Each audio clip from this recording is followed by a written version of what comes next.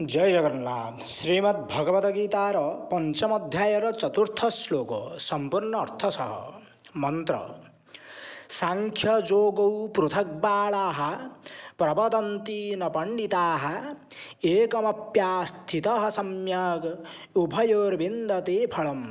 अर्थात उपरोक्त संन्यास और कर्मयोग को मूर्ख लोके पृथक पृथक फलदाता बोली कहती, किंतु पंडित माने ताहा कहते नहीं, कारण से दुईटी मध्यरु कौनसी गोटिकरे भी सम्यक भाव में स्थित होइथिबा पुरुष उभयर फल रूपक परमात्मा को पाई थांती।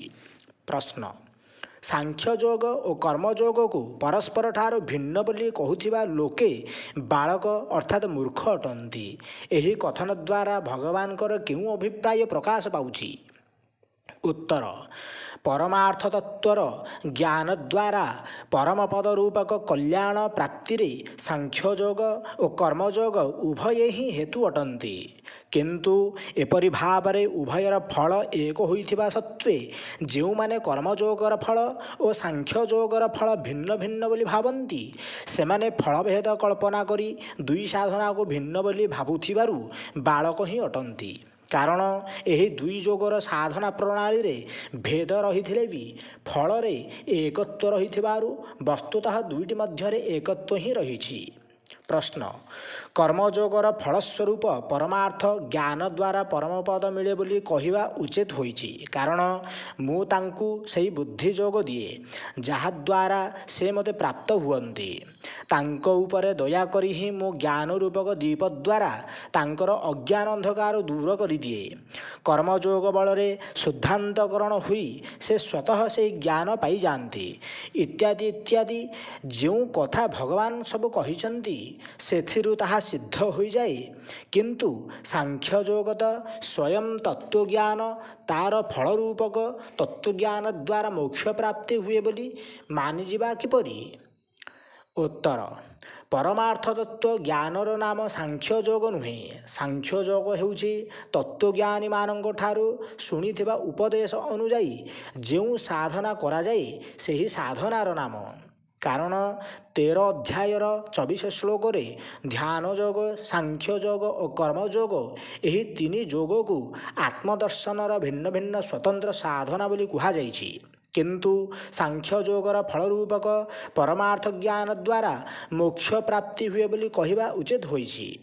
भगवान 18 अध्यायर 49 श्लोक ठारू 55 श्लोक पर्यंत ज्ञान निष्ठा वर्णना करी कहिसंती जे ब्रह्मभूत होइजिबा अर्थात ब्रह्मरे अभिन्न भाव में अवस्थित हेबा रूपक सांख्य योग पाइजिबा फल रे योगी तत्वज्ञान रूपक पराभक्ति लाभ करंती और तद्वारा परमात्मा स्वरूप को यथार्थ रूपे जानिपारी सेथिरे प्रवेश करंती। एथिरु यह स्पष्ट हो जाए जे सांख्य योग साधनारु यथार्थ तत्वज्ञान मिले और सेथिरु मोक्ष प्राप्ति हुए। प्रश्न। पंडित शब्दर अर्थ कौन? उत्तर।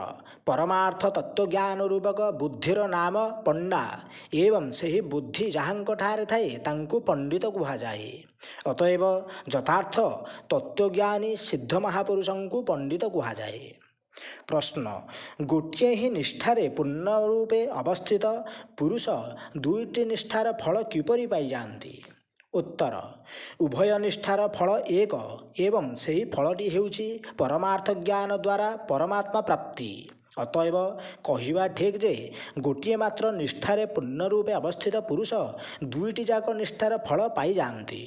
जदि कर्मयोगर फल सांख्य योग होइथांता एवं सांख्य योगर फल परमात्मा साक्षात्कार रूपक मोक्ष प्राप्ति होइथांता, तबे दुईटी रे फलभेद रहिथिबारु एपरि कहवा उचित होई नथांता।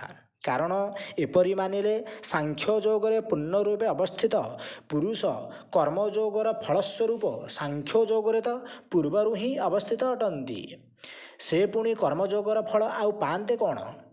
एवं कर्मयोगरे पूर्ण रूपे अवस्थित पुरुष जदि सांख्य योगरे अवस्थित ही परमात्मा को पाई जाती, तेबे तो से सांख्य योगर फल सांख्य योग द्वारा ही पाते। पुणी गोटे ही निष्ठारे पूर्ण रूपे अवस्थित पुरुष उभय निष्ठार फल पाई थांती बोली कहिबार सार्थकता कौन? ତେଣୁ ଏଥିରୁ ପ୍ରତୀତ ହୁଏ ଯେ ଏହି ନିଷ୍ଠା ଦୁଇଟି ସ୍ୱତନ୍ତ୍ର କିନ୍ତୁ ଦୁହିଁଙ୍କର ଫଳ ଏକ। ଏପରି ମାନିନେଲେ ହିଁ ଭଗବାନଙ୍କର କହିବା ସାର୍ଥକ ହୋଇଯାଏ ଯେ ଦୁଇଟି ମଧ୍ୟରୁ ଯେକୌଣସି ଗୋଟିଏ ନିଷ୍ଠାରେ ଭଲ ଭାବରେ ଅବସ୍ଥିତ ପୁରୁଷ ଉଭୟ ନିଷ୍ଠାର ଫଳ ପ୍ରାପ୍ତ ହୁଅନ୍ତି। 13 ଅଧ୍ୟାୟର 24 ଶ୍ଲୋକରେ ବି ଭଗବାନ ଏହି ନିଷ୍ଠା ଦୁଇଟିକୁ ଆତ୍ମସାକ୍ଷାତକାରର ଭିନ୍ନ ଭିନ୍ନ ଦୁଇଟି ସାଧନା ବୋଲି କହିଛନ୍ତି। ପ୍ରଶ୍ନ, ପ୍ରଥମ ଶ୍ଲୋକରେ ଅର୍ଜୁନ କର୍ମସନ୍ନ୍ୟାସ ଓ କର୍ମଯୋଗ ବୋଲି ଦୁଇଟି ନାମ କହି ପ୍ରଶ୍ନ କରିଥିଲେ। ପୁଣି ଦ୍ୱିତୀୟ ଶ୍ଲୋକରେ ଭଗବାନ ବି ସେହି ଦୁଇଟି ଶବ୍ଦ ଦ୍ୱାରା ଉଭୟ କଲ୍ୟାଣକର ବୋଲି ଉତ୍ତର ଦେଇଛନ୍ତି। ଏଠାରେ ସେହି ପ୍ରକରଣରେ ସାଂଖ୍ୟ ଓ ଯୋଗ ବୋଲି ଦୁଇଟି ନାମ କହି ସେହି ଉଭୟର ଫଳ ମଧ୍ୟରେ ଏକତ୍ୱ ରହିଛି ବୋଲି କହିବାର ଅଭିପ୍ରାୟ କ'ଣ? ଉତ୍ତର, କର୍ମସନ୍ନ୍ୟାସର ଅର୍ଥ କର୍ମମାନଙ୍କୁ ସ୍ୱରୂପତଃ ତ୍ୟାଗ କରିଦେବା ବୋଲି ଓ କର୍ମଯୋଗର ଅର୍ଥ ଯାହା ଯଥା ତଥା କର୍ମ କରିଚାଲିବା ବୋଲି ଦୁଇଟି ବୁଝି।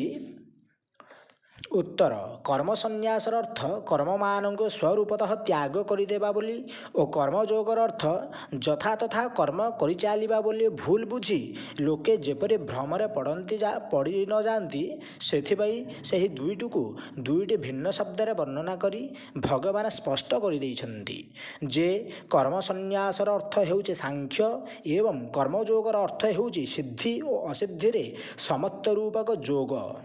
ଅତଏବ ଦ୍ୱିତୀୟୋକ୍ତ ଶବ୍ଦ ଦୁଇଟି ପ୍ରୟୋଗ କରି ଭଗବାନ କୌଣସି ନୂଆ କଥା କହିନାହାନ୍ତି। ପ୍ରଶ୍ନ, ଏଠାରେ ଅପିରୁ କେଉଁ ଭାବ ମିଳୁଛି? ଉତ୍ତର, ଅପି ସ୍ପଷ୍ଟ କରିଦେଉଛି ଯେ ଭଲ ଭାବରେ କଲେ ଉଭୟ ସାଧନା ନିଜ ନିଜର ଫଳଦାନରେ ସର୍ବଦା ସ୍ୱତନ୍ତ୍ର ଓ ସମର୍ଥ ହୁଅନ୍ତି। ଜୟ ଜଗନ୍ନାଥ।